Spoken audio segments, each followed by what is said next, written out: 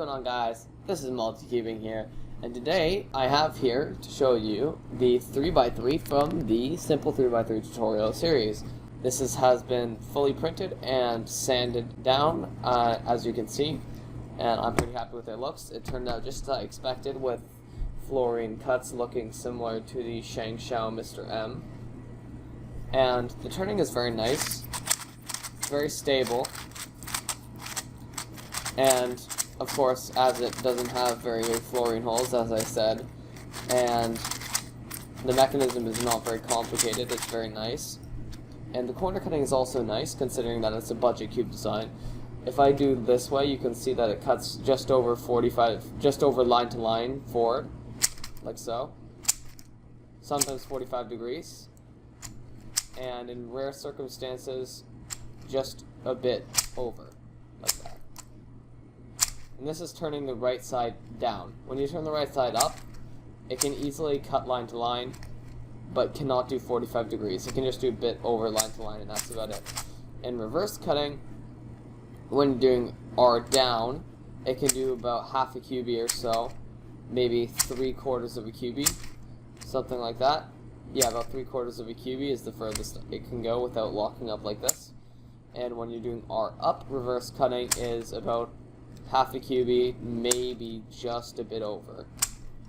And despite the reverse cutting not being crazy good, I have very minimal locking on this cube because of the stability, and as long as I turn like with a decent accuracy that isn't crazy sloppy, it works very well.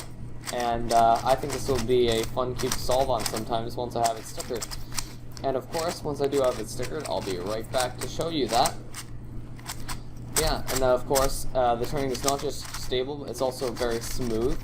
It's when you don't have a lot of very complex parts, the turning is often like this, if you just sand off what little imperfections there are. And so, of course, this does turn very nicely.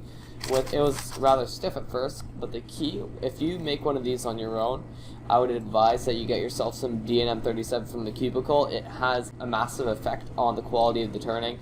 Every puzzle I've applied DNM37 to that I've printed has had much better turning forever, even after the lube is most likely evaporated. It just has some kind of permanent effect on the plastic that makes it turn with much less resistance and much more smoothly. So I would highly advise using that. No other lube I've tried has had the same effect. It's just DNM37. It's like a miracle worker for 3D printed cubes. So yeah, anyway, that's about all I have to say for the quality of this and how well it turns and all that. I'll be right back as soon as I have it fully stickered.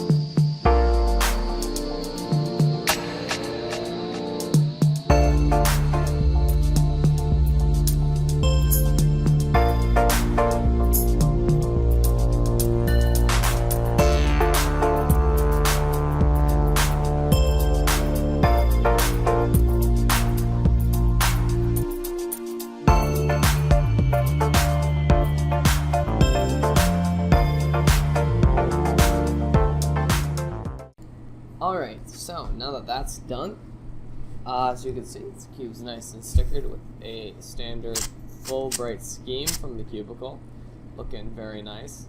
Just changed the gain on the camera, as you can see, to make it a bit nicer to see the cube's shades, because normally with the standard gain you can't. So, anyway, now we're going to do a couple times solves on it to see how I do with this cube. Noting that I average about between 16 and 20 seconds normally. So let's go.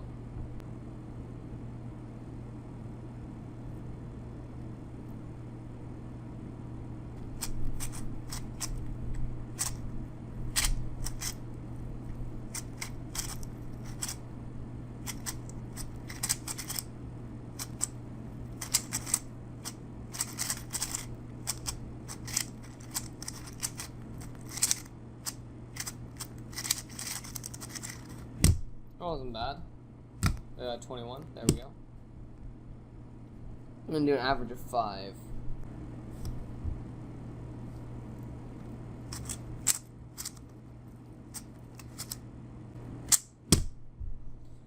Alright, that was a pretty bad solve because I did the wrong OLL.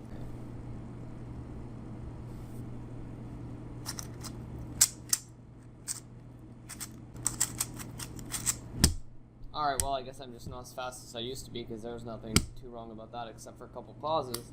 So there we go, got a 25 into the average.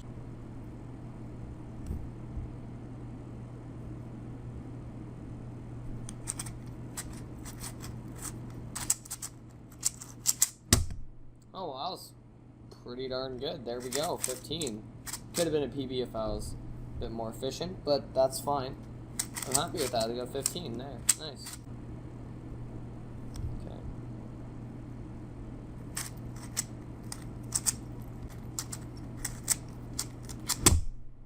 There we go, 18. Nice. That's fairly good.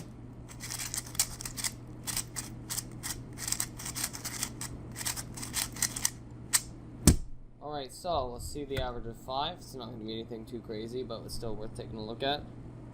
21.999, there we go. As you can see here.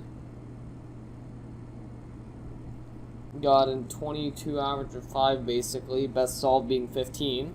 So it shows that you can get good solves on this. I'm just really rusty because I haven't been speed cubing much at all. But this is definitely a good cube. The lack of full reverse cutting does reduce the ability to flow in certain algorithms if you're going really fast.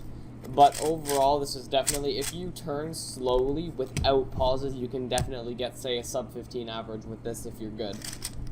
Which I'm not that good. So, yeah, I'm pretty darn happy with the results, considering this is designed to be as a budget cube. It functions well as a budget cube and is a good cube in general. It's stable, it cuts as much as I would have expected a budget cube to cut, and it's considering the fact that it's also 3D printed, this is great. So I would highly recommend, if you have the time, to go ahead and try designing this yourself, or maybe make your own tweaks to it, and let me know in the comments below or in a future video how well your design, your version of this design, or whatever you want to call it, turns out. But anyways, I hope you guys did enjoy. This is the 3x3 from the Simple 3x3 tutorial series. I'm multi-cubing, and be sure to subscribe so I can see you in the next video. Goodbye.